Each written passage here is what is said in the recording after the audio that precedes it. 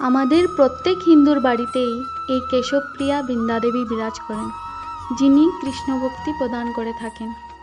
প্রতিদিন তুলসী প্রণাম, স্পর্শ, দর্শন, জলদান ও প্রদক্ষিণ আদি সেবা করলে কৃষ্ণ প্রেম ও শ্রী বৃন্দাবন বাস হয়। তাই বৈষ্ণবদের প্রাণপ্রিয় এই বৃন্দাদেবীকে সর্বদা পরিচর্যায় রাখতে হয়। পরিচর্যা হিসাবে তুলসীর মঞ্জরিগুলোকে সর্বদা ছেঁটে ফেলতে হয়, কারণ যত আপনি মঞ্জরি ছাঁটবেন ততই দেখবেন আপনার গাছ বৃদ্ধি পাচ্ছে এবং ঝোপ বাড়ছে। সুন্দর সুষ্ঠুভাবে তুলসী মাকে এইভাবেই সেবা করা যায়। এটাও একটা সেবার অঙ্গ।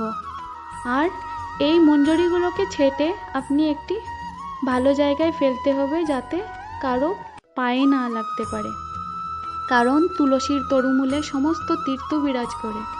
শ্রীহরিকে একটি মাত্র তুলসী দানে তার যে সমস্ত সন্তোষ হয়, হাজার কলসি অমৃত দানেও শ্রীহরির সেরূপ প্রীতি লাভ হয় না।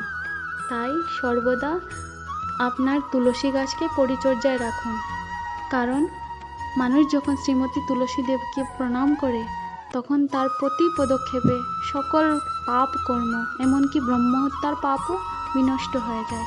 তাই সর্বদা তুলসী মাকে প্রদক্ষিণ করুন, যার মন্ত্র হচ্ছে জানি কানি চ পাপানি ব্রহ্মহত্যাদি কানি চ তানি তানি প্রণশ্যন্তি প্রদক্ষিণা পদে পদে।